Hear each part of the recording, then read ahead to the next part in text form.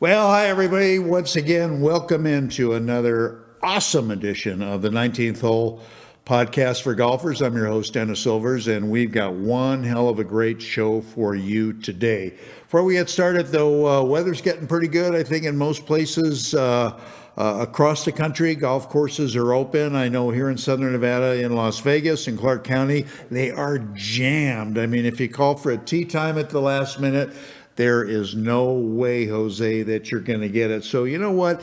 That's kind of nice to see. People are getting out and things are opening up more and more. Golf retailers, golf discounters are just doing unbelievable amounts of business, and it's good for them. It's good for the club makers. It's good for everybody. So we are really enjoying it. Our guest today is very, very well known throughout the entire golf industry. Unless you've been playing golf on the moon or some other planet, if you've been involved in golf or golf industry at all for any length of time, you know this gentleman very well. So I've got a lot to ask him, so I want to get right into the show without further ado.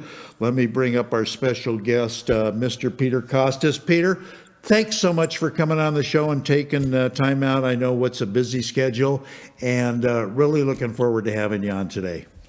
I'm glad we could finally figure this out, Dennis. I am too, Peter. Let me tell everybody a little bit about you. Peter is really one of the most recognized tour instructors in the game of golf. As you know, Peter's been an on-course TV reporter and golf analyst seemingly forever.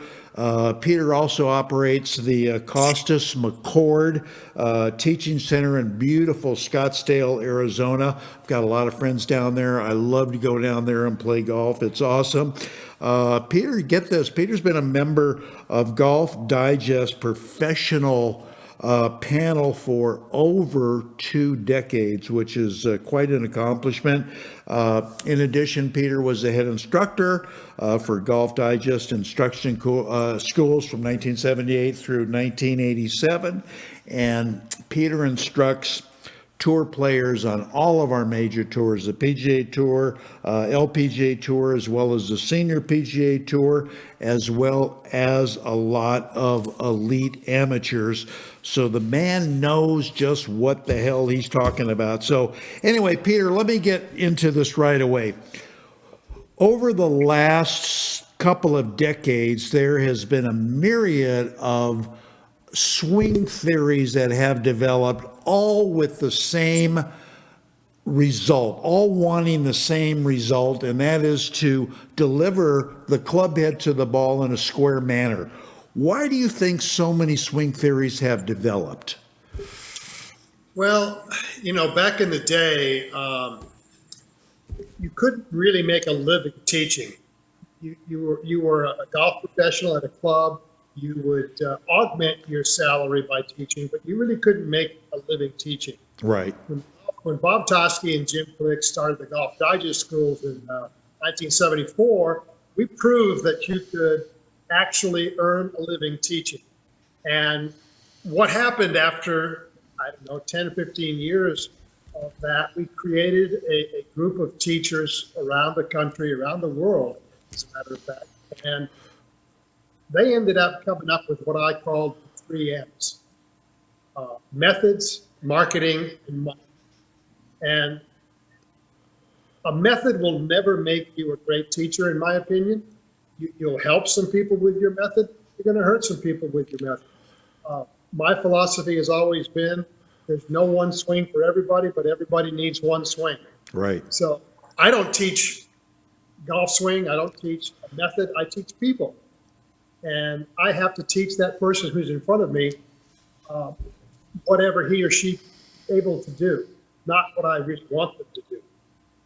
How hard is it for you as a top instructor if you get somebody coming to you as a new student that's a fairly good player that's been playing for years? How hard is it for you to kind of transition that player into doing something a little bit different to help his golf mechanics? Well, I mean, it's always a difficult proposition because first you have to learn about the student. You have to understand what their goals are, Right. what their practice time availability is, what their ambitions are, and then what their physical limitations might be if they have a bad lower back or a torn labrum in their shoulder or whatever the case may be. You have to assess them physically before you can change their golf swing. But the motivation to get people to change generally over the years has stayed the same. That is, get them to hit a shot better than they've ever hit it. Right. And then they'll say, oh, okay, maybe that's the right thing to work on. Right. And then hopefully you get them to think that they thought of it and they'll work on it. Do you find that most of your students, men as well as women, Peter, come to you and they kind of a little bit overestimate their ability?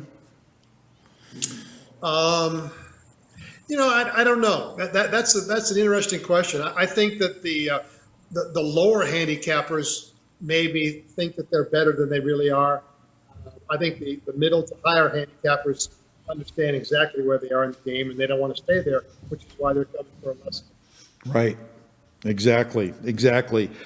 With all of the information available today, Peter, with great instructors like yourself, you have books, you have DVDs, you have YouTube and all this plethora of information. Why generally are not weekend players getting better? Well, I don't think they're necessarily on a singular path to where they want to go. It's kind of like you watch somebody with a bucket of 50 golf balls and they just hit the first one. They say, oh, well, I looked up. So on the second ball, they're going to try and not look up. And then they hit it thin and they go, well, I didn't hit down. And so they end up hitting 50 balls with 49 different thoughts rather than going to see a competent instructor, getting a program, and work your way through the bad shots, but stay with the program. If your instructor wants you to hinge your wrist a little bit earlier, just hit 50 balls trying to hinge your wrist a little bit earlier. Right. You're going to hit some good ones, some bad ones, but at the end of the 50 balls, you're going to be better, hopefully. Yeah. Hopefully, that's a good way to put it. Do you think amateur players, for the most part, Peter, are getting overwhelmed with a lot of information, and they focus maybe too much on one particular part of the game? Like they come to you, Peter, I need to hit it longer. I need to get another 12, 15 yards, instead of maybe concentrating on what I like to call the scoring part of the game, the chipping, the putting, which is really going to do them more good in the long run. Well, we've entered an age now, that we're into to stats. We're into statistics, and they say that if you hit the ball farther off the tee, you're going to score lower. And while I think that's probably true for a small segment of golf pie, I don't think it's necessarily true for everybody. I think everybody needs to assess their game, find out where their weaknesses are. Now, you're never going to turn your weakness into a strength. No. I don't think that's possible. But I think you can make your weakness less weak. And chipping and putting is one way to lower your score if that's your ambition. Hitting the ball farther is one way to have more fun if that's your ambition. Sure. But people get to the range, the first thing they want to do is tee it up and just grip it and rip it and see how far they can hit it. And again, instead of maybe, I think, concentrating on what is going to get them better scores faster. So what can we do, Peter? What can you do as a teacher to make, for instance, putting more sexy so people will spend more time on the putting green? Well, we're also into this age of launch monitors and technical equipment that actually can tell you how the ball spins when you putt. There's perfect putter that you can use to get your aim down and read putts. Right. There's lots of things that you can do, but basically, the best thing you can do to make somebody want to practice putting more is to make it more fun. That, to me, means have putting contests, putting games, go around the clock, whatever the case may be. Drawback, where you you hit a putt, you play against somebody else, you both hit a putt up to the hole, and if you don't hold it, you got to draw it back one putter length. And competitive games that are fun will make people stay there and practice longer than they otherwise would have. Right. I agree with you totally on that. As you know, Peter, more than anybody, there are a plethora of putters that are being made today that go from inexpensive to very, very expensive. And I still contend if you've got inherently a bad stroke, I don't care what kind of putter you buy, the putter's not going to help you. Do you agree with that? Well, yes and no. I think that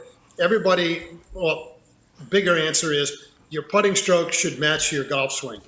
So if you swing it roundabout with your driver, you should arc the stroke probably a little bit more with your putter. If you're more vertical with your golf swing, you may want to go straight back and straight through a little bit more with your putter. And there are putters that are designed and weighted to help you create the arc of the stroke that you're looking for.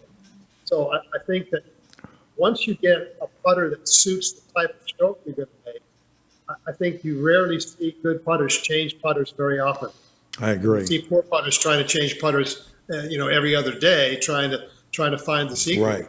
Right. I agree with you totally, Peter. Are great putters, can a great putter be made, or do they have to be born and have it in their DNA? Well, I don't believe that you have to be born with it. But there are some things that you have to understand about putting. You can't be a great putter without being a great greens reader. True. That's just straightforward. So if you can't read greens, you're never going to be a good putter. And for me, you can't read a green until you know what speed you're going to hit your putter at, or putt the ball at. So putting starts and ends with speed control. You can't read it until you know what speed you're going to hit it. If you don't hit it that speed, the read doesn't make any difference anyhow. True. So I suggest people go out there and I use the perfect roller all the time, perfect putter rather, and roll balls so where you can control your speed, start to make your eyes train themselves to see the breaks and the contours of the greens. And if you can learn to read greens, learn to control your speed, you can learn to be a really good putter. Peter, and you probably have seen this 100 times. We go out and play, and we're all pretty decent players. We'll have a foursome in front of us that, are fairly high handicap, and, that's not a problem. Do you think it's proper for a couple of those guys to look at this putt from every angle possible, knowing chances of them making the putt are slim to none? Well, now you're getting into the sticky wicket of slow play. That's that. Of course, the best way to speed up play is to hit the ball fewer times. True. Right. So if reading it 360 gets you to hit the putt twice instead of 3 or 4 times, overall you're probably going to be a faster player. Yeah.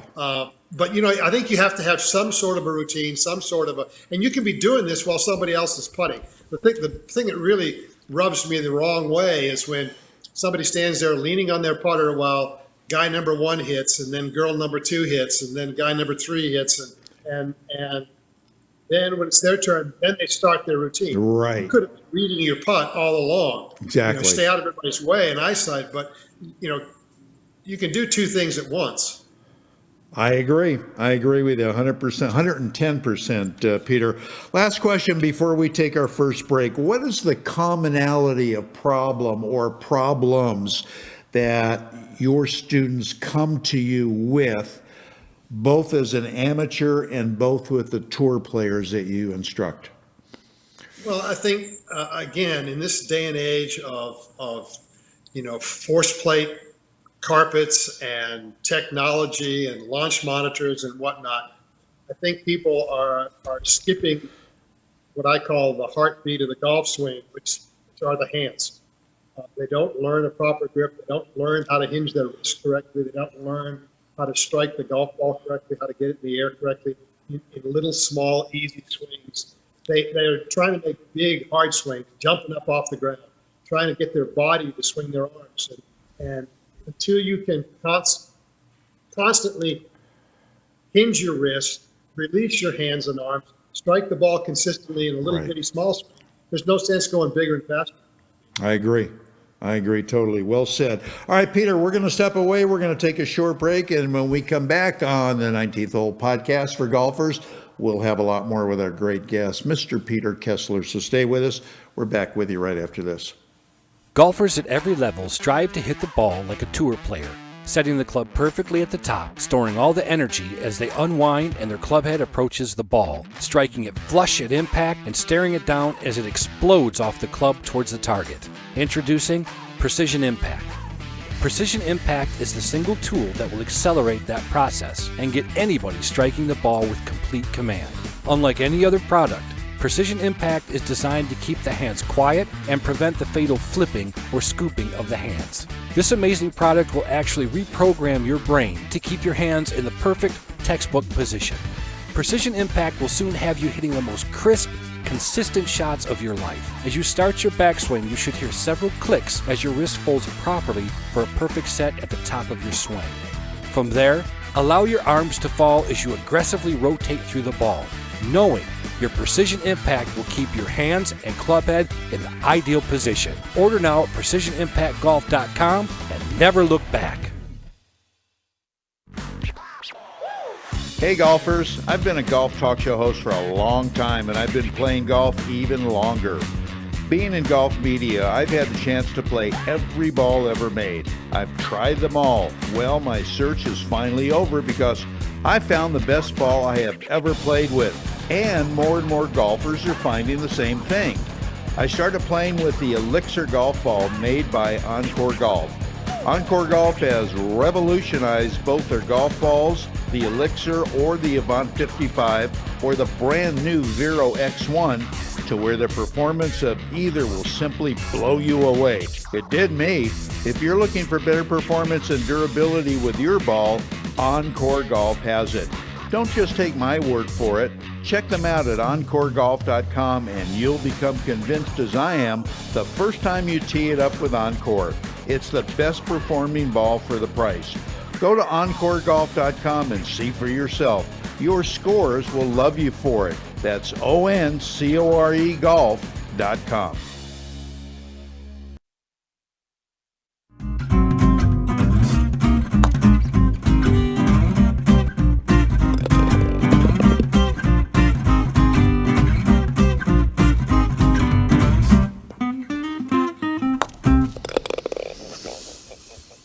All right, I told you we'd be back and fulfilled that promise to you. Anyway, welcome back, everybody, to more of the 19th Hole podcast for golfers. Having a great conversation with the one and only Peter Kostis. And Peter, how much and you've been teaching a long time, you've taught a hell of a lot of people. How much does attitude have to do with a person being able to learn a good golf swing and become a good player as opposed to their physical capabilities? Well, I think that depends on your level of play at that point. I mean, if you're trying to improve, you got to have a reasonably good attitude, because you're going to hit some bad shots. That's just the nature of the game. It's a difficult game, and the consequence of that, if you're always dog cussing yourself, beating yourself up and whatever, I don't think you're going to reach your potential. This is really difficult when the players get closer to scratch, or they're trying to become a mini tour player, a collegiate player, or a professional player. It's so easy to beat yourself up that you never, ever give yourself the compliments that you deserve. Right. I always tell people, look, if you wouldn't talk to your friends like that, don't talk to yourself like that. Yeah, no, I like that. That's very, very good. Is your message any different when you are helping one of your many tour players, somebody like Paul Casey, as opposed to an amateur that comes to you? Is it basically the same, but maybe couched in a few different terms? Well, the tolerances that I allow players, that I accept, are vastly different. The reality is an average golfer can't even remotely relate to a Paul Casey or a Tiger Woods or True. Rory McIlroy. They can't do it. So But the fundamentals are the fundamentals, and I'll give them more leeway in terms of what I'm willing to accept in a grip position, in ball position, um, and so on and so forth. But ultimately, golf is golf, and the golf swing's a golf swing. The That's club's got to true. come back, round and up, and come down into the turf, and preferably hit the ball first, not second, and off you go. True. That's very true. Throughout the years, Peter, that I've been doing the show, I've talked to a lot of great instructors like yourself, and I have asked them to talk about their feelings about playing lessons and about training aids. And I'd like to ask you the same thing. Some top instructors don't really care for playing lessons that much for whatever reason. Some use training aids very, very sparingly. Others use more than others. What's your feeling about both areas? Well, I think training aids. There are multiple ways of learning a motor skill. You can do it cognitively, which means you can read an article or a book, and you understand something and you can execute it. You can do it visually, which means you look at video, or you look at yourself in the mirror, or you watch another player, then you go and try and replicate that. And kinesthetically, or by feel, is also a very important way to learn. And I've always found that field players tend to need teaching aids and control stations more than non-field players, because your field is constantly evolving and changing. What you feel like today when you do XYZ may not be what you feel like tomorrow when you try to do XYZ. So I'm a big fan of teaching aids, but I only apply them to help people understand what it's supposed to feel like when they do something correctly, and then also be able to recapture that feel on a given day when things change. As far as playing lessons are concerned, look, there's the science of the golf swing and there's the art of playing. If you aren't willing to go out on the golf course with a student to explain to them the art of playing, then I don't think you're doing your job as a teacher. You can't send somebody out there and not teach them, when it's appropriate to lay up, when you should challenge the golf player, and so on and so forth. So, in fact, I'll do a playing lesson once in a while. We'll do it late in the afternoon, and we pick up all the flag sticks. We don't even put a flag stick out there. And the purpose of that is I want the people to look at the green, look at the bunkers, look at the hazards that are surrounding the green, say, okay, with no flag stick in, where would you think you have the best chance of hitting the ball? And it opens their eyes up to playing away from the flag stick sometimes. They hit it to the middle of the green where it's safe. And lo and behold, it's 3 feet from the hole when they get up there. That's a nice, pleasant surprise. Peter, can you become a good player without having a good mental game? Well, the mind and the body must perform as one, Bob Tosky used to teach us. So I don't know that you can. No, you can't. The answer is you cannot be consistently good and reach your potential if your mind goes off on bonkers every so often. Yeah. You've got to have the right attitude, the right approach. You've got to be able to control your emotions, because if you can't control your emotions, you can't control your decisions. You can't control your decisions, you can't play golf. That's very true. That's very true. As you know, and as we touch base, and I want to get into this with you before we take another break real quickly, there's a hell of a lot of training aids on the market now. Personally, I think there are too many, but I noticed that you got involved, and I have it right here.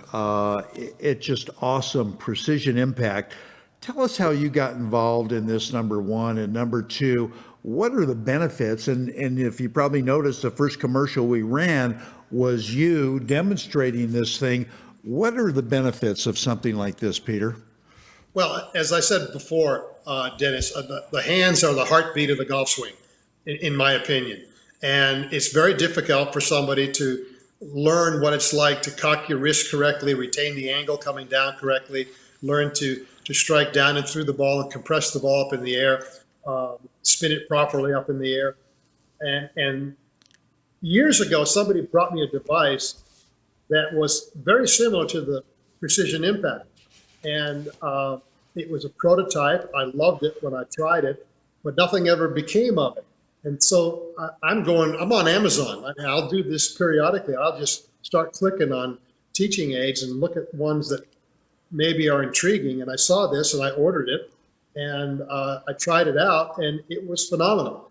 And I ended up calling Mike Manley, the inventor, Right. and we ended up developing a relationship where I'm going to represent the Precision Impact and Pure Swing products, and we're going to come out with a portfolio of teaching aids that are Peter Kostis approved or designed, and I think that could help you with your golf game. You said earlier that you think there are too many of them out there, and there are a lot of them out there, but there's no one teaching aid that fixes all the problems True. that a golfer may have. You got to find the right one for you. True. That's very true. I understand you two guys are going down to Florida a little bit later on to shoot some commercials or something like that for Precision Impact. Yeah, I'm going to Florida next week. Next Thursday, Friday, we're going to shoot some commercials down there, and we'll see what happens with it. But I'm really excited about this first product, and I am resurrecting a putting professor that I invented almost 25 years ago, and a swing sink product that ties your hips to your arms, and I think can really help some people, especially higher handicappers, learn what it's like to rotate your body and swing your arms in sync. So yeah, there's a bunch of stuff we have on the drawing board. That's really the holy grail there. I really like that a lot. When all is said and done, Peter, with everything that you learn, when push comes to shove, isn't it all about impact? Oh yeah, of course it's about impact, but the myth that all these swings look differently, but they all arrive at impact the same. It's not right. It's not correct. You have to understand what impact is required to produce the ball flight that you want to hit. And a high 10-yard cut doesn't have the same impact conditions as a low 5-yard draw. Correct. So learning impact conditions is critical so that you can learn to shape the ball, learn to hit different shots, and find out which is the easiest for you, so that you can maybe figure out whether you should play the game fading the ball or drawing the ball or whatever. True. That's very true. Before we take our next quick break, real quick, Peter, one of your favorite McCord stories. Well, you said earlier that I'm involved with the Kostis McCord Learning Center at Grayhawk in Scottsdale, and that actually is incorrect. We took a restraining order out against Gary. And we don't. I love it. It's now the Kostis Learning Center with my son John and me, and McCord's been booted out because he would always come along, and you know how delicate it is when you got a student right on the edge and you're trying to build them up and you're trying to improve their confidence, and Gary comes along and beats them right into a pulp, right? And so I said, "Okay, that's it, we're done." But I love him to death. We played 9 holes yesterday at Whisper Rock. I beat him out of 2 beers, which Good he for has you. failed to pay. Good for you. They've got some pretty damn good players at Whisper Rock, don't they, Peter? You know, we've got 36 holes. We've got a little over 500 members, I think 525 or something like that. And the average handicap of the entire club is 7.3. Oh, my goodness. Oh, my goodness. That is awesome. That is strong. All right, we're going to step away, take another short break. We come back. We're going to finish with our very special guest, Mr. Peter Kostis. So hang in there with us. We're back right after this.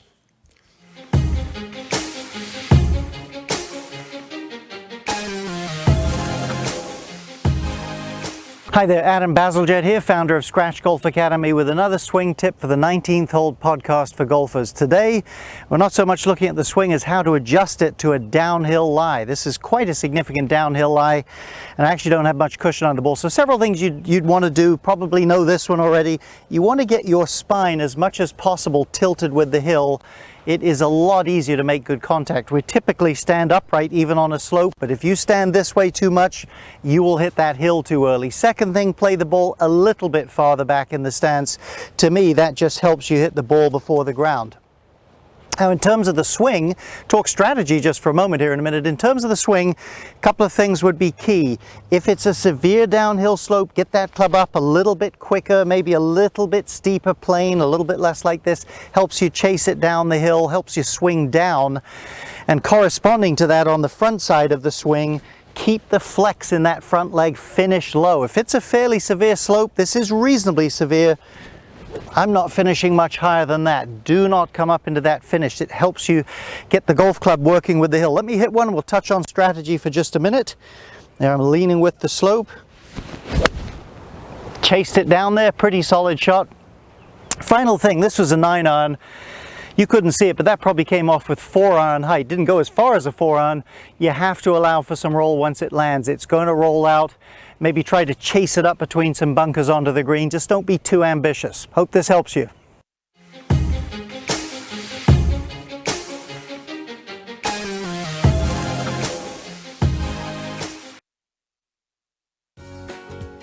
One of the buzzwords happening in golf is the word lag. You hear it all the time, but what is it, and how do I get it? Lag simply is the loading of the club to help produce tons of power in your golf swing. Up until now, getting lag into your swing has been very hard. Introducing the lag shot, a brand new proven training aid being praised by some of the leading PGA Tour instructors across the globe. This practice aid trains your hands, arms and body how to make a powerful, efficient golf swing with an amazing amount of lag. Lag shot is a 7-iron length club with the same loft and lie with a whippy, flexible blue shaft and a beautiful jet black club head. After you master the lag shot, your game will change forever with a stress-free swing, more power and more distance with lower scores every time you play. Go to lagshotgolf.com and you'll see why this truly is becoming the #1 training aid in golf. Visit lagshotgolf.com.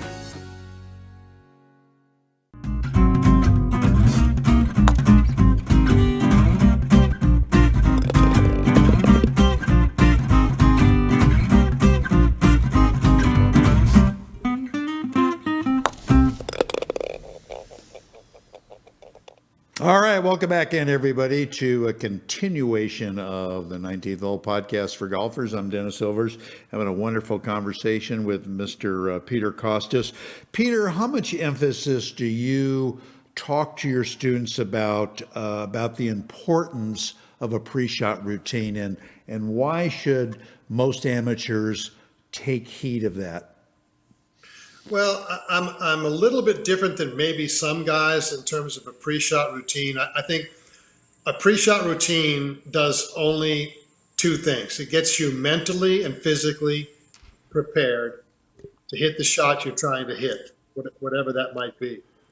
Now, there are some instructors that want you to start behind the ball, walk around and only take 5 steps, make one practice swing, walk in, and get that routine going over and over again. The same number of waggles, the same number of this or that, the same elapsed time from when you pull the club out of the bag to when you start your backswing or whatever. I don't really care much about all of that so much as, especially with my better players, I try to get them to understand when they're mentally prepared to hit the shot, and then how to physically get themselves in position to be able to make the swing they're trying to make.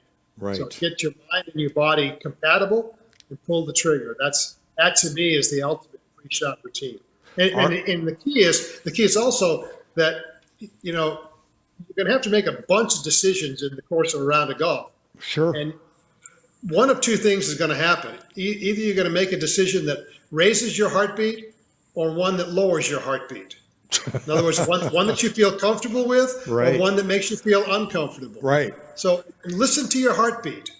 just when you make a decision, it may not be the right decision for one of your fellow competitors, or it may not be the right decision for a Paul Casey, whatever. But if it's the right decision for you, you'll feel a sense of relief. You'll be able to exhale, relax, and execute. Absolutely correct. What do you tell your tour players when they're out in a competitive round and all of a sudden, for whatever reason, their game starts to go south a little bit? What do you tell them how to keep it together to get it in the house? Well, they're all different. There's no rule across the board for all the players. And in fact, this is a good thing for people to understand listening to the podcast, is that if your swing starts to go a little bit south on you, there are some players that need to make kind of a longer, lazier, more rhythmical swing at 75% to regain the feeling of their golf swing. And there's other players out there who need to take an absolute 100% rip at it, because they're too tense and they're guiding it too much, and they're not sequencing their swing properly. So you got to learn whether you're a take it back longer and let the club drop on the ball kind of person, or whether you take it back and rip through it kind of person. Right. You have to learn what makes it work for you. Exactly right. Are you in favor of dialing back the ball? There's been a lot of chatter about that. I don't think personally that would ever happen, or it could happen. Well, it could happen. I don't think it is going to happen. What's your feelings about dialing back the ball, and how much does a guy like Bryson DeChambeau have an effect on players today? Well, I think the biggest effect on the players today is the advent of ShotLink and the statistics that have been borne out, and stuff that Mark Brody has done to where he understands that you gain more strokes with distance than you do with direction, and so on. I am not in favor of rolling the ball back whatsoever. Listen, especially in the realm of professional golf, it's entertainment. Sure. I understand that playing for a living and all, but if you had a twosome of Cameron Champ and Bryson DeChambeau teeing off the first hole, and you had a twosome of the two best putters on the tour teeing off the 10th hole at the same tee time on a Thursday morning, who the hell are you going to go watch? Exactly. Nobody's going to go watch the good putters. They don't want to see that. People want to see stuff that they can't do. They want to be mesmerized. I don't care whether you go to an NBA game or an MLB game or a tour event. People want to see 100-mile-an-hour fastballs. They want to see slam dunks. They want to see stuff that is out of the ordinary, extraordinary. And for these guys, look, long, high, and straight is a shot shame. People don't want to admit that, but it is. That's true. That's very true. That's a great point that you bring up. Before we wrap up, Peter, where is the game headed, do you think? Everybody's pounding the ball. They're looking for distance. Hit it far, go find it. Where is the game headed on a professional level, do you think? Well, listen, it's been my experience that throughout the history of the game of golf, the evolution of the golf swing has occurred because of changes in golf course design, golf course condition, and equipment. And now we're adding a fourth category in the last few years, which is player conditioning, physical conditioning. Right. So the game of golf is going to go where the architects allow you to take it. I think that if you have a knee-jerk reaction to somebody hitting it far, and you build an 8,000-yard golf course, you know what the players are going to learn to do? They're going to learn to hit it farther. And they're still going to score good. Exactly. So this week at Harbor Town, it's a golf course that I'm not quite sure it's 7,000 yards. It may be. Smallest greens on tour, aside from maybe Pebble Beach. And it's a constant challenge to the players, the winds and the trees. You got to shape the shots and so on and so forth. So I think the architects have created, by building bigger, tougher, longer golf courses, the desire for players to learn to hit it farther. I don't think it was the other way around. Right. I don't think the players hit it farther and then they decided to build bigger golf. I agree. I agree totally. As I mentioned, I've got a lot of friends in the Scottsdale, Phoenix area. I love coming down there. Great golf down there. It's usually great weather. It's fantastic. Will you give me a media rate if I come down to the Kostis Learning Center for a lesson with you? Do you have anything like a media rate? I'll give you a media rate, all right.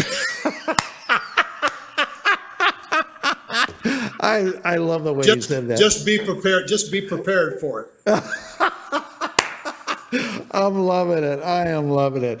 Anyway, Peter, thank you so much for your time. Great information. I look so forward to having you on the show, and I'd love to have you back sooner than later. I'd love to do it again, Dennis. Thanks for having me. Take you, care. Peter. Stay well. Peter Kostis, everybody. Great guy, great teacher, and he's fantastic. All right, we're going to separate real quick, take a quick break, and we're going to come back and wrap things up, so stay with us. As golfers, we want instant gratification when it comes to a better golf swing and playing better golf. Impossible, you say? Not anymore. Golf Boost Artificial Intelligence, AI, has developed and patented the most advanced swing analysis technology in golf. Simply, the algorithms detect your body position and then analyze your golf swing using their artificial intelligence technology. The AI captures all the relevant data from your swing video and then presents you a personalized lesson.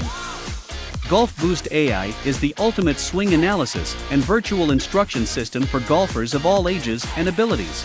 This sophisticated software takes into consideration your height and build, playing level, and returns the ideal solution for your swing. Bottom line, Golf Boost AI is an incredibly convenient and cost-effective tool for golfers to improve their swing. Go to golfboost.com and check it out. The app is free to download and try. Visit golfboost.com today.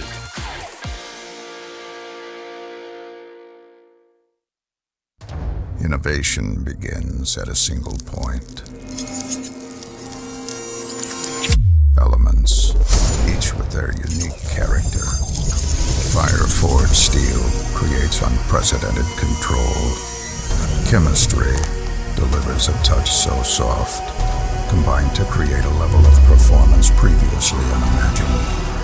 Like magic, the Elixir, the new tour ball from Encore.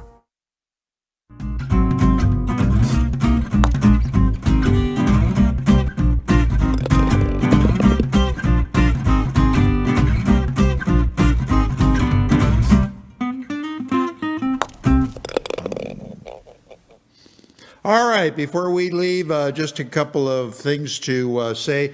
Don't forget, go to precisionimpact.com. Check this out. You heard Peter Kessler, very, very high praise, and I've used it, and it really, really is good. And if anybody knows me at all, thinks, I don't have the best opinion of most training aids, but once in a while something comes along like this that is really, really good. Also started a new show, if you will. It's a short feature I do with Gene Perante, who is just a #1 guy as far as knowledgeable information when it comes to all sorts of golf equipment, golf balls, shafts.